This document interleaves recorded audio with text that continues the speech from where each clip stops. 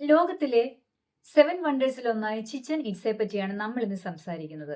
ചിച്ചൻ ഇറ്റ്സ മെക്സിക്കോയിലാണുള്ളത്. ഇത് മയൻ സിവിലൈസേഷനിലെ ആളുകൾ നിർമ്മിച്ച ഒരു സിറ്റിയാണ്.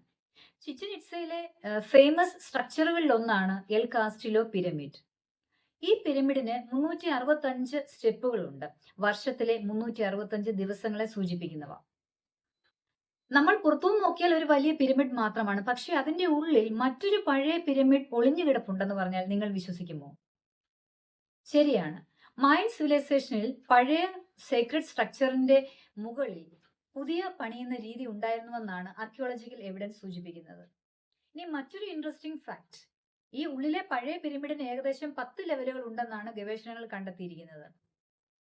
മാത്രവുമല്ല, ഒരു ജാഗ്വാർ ത്രോണും അവിടെ നിന്ന് കണ്ടെത്തിയിട്ടുണ്ട്. മറ്റൊരു പ്രധാന കാര്യം, ഈ പിരമിഡിന്റെ സ്റ്റെപ്പുകളിൽ വർഷത്തിൽ 2 പ്രാവശ്യം സൂര്യപ്രകാശം പതിക്കുമ്പോൾ ഒരു പ്രത്യേക തരത്തിൽ പാമ്പിന്റേതെന്ന് തോന്നിക്കുന്ന ഒരു ഷാഡോ ഫോം ചെയ്യാറുണ്ട്. വർഷത്തിൽ 2 തവണ ഇക്വിനോക്സ് സമയത്ത് സൂര്യന്റെ പൊസിഷൻ കാരണം എൽ കാസ്റ്റിലോയുടെ സ്റ്റെപ്പുകളിൽ ട്രയാങ്കുലർ ഷാഡോ രൂപപ്പെടും. അത് താഴേക്ക് പതിക്കുമ്പോൾ ഒരു വലിയ പാമ്പ് പിരമിഡിന്റെ സ്റ്റെപ്പുകളിൽ കൂടി ഇഴഞ്ഞിറങ്ങുന്നത് പോലെ തോന്നും.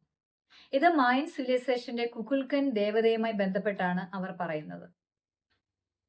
അപ്പോൾ ഒന്ന് ചിന്തിച്ചു നോക്കൂ, പുറത്തു നിന്ന് ഒരു വലിയ പിരമിഡ്, അതിന്റെ ഉള്ളിൽ മറ്റൊരു പഴയ പിരമിഡ്. മാത്രവുമല്ല, വർഷത്തിലെ പ്രത്യേക സമയത്ത് പിരമിഡിൽ പ്രത്യക്ഷപ്പെടുന്ന ഒരു പാമ്പിന്റെ ഷാഡോ. ഇത് തന്നെ ആയിരിക്കാം അല്ലേ ഈ എൽ കാസ്റ്റിലോയും ചിച്ചൻ ഇറ്റ്സയും ഒക്കെ ഫേമസ് ആക്കിയിരിക്കുന്നത്.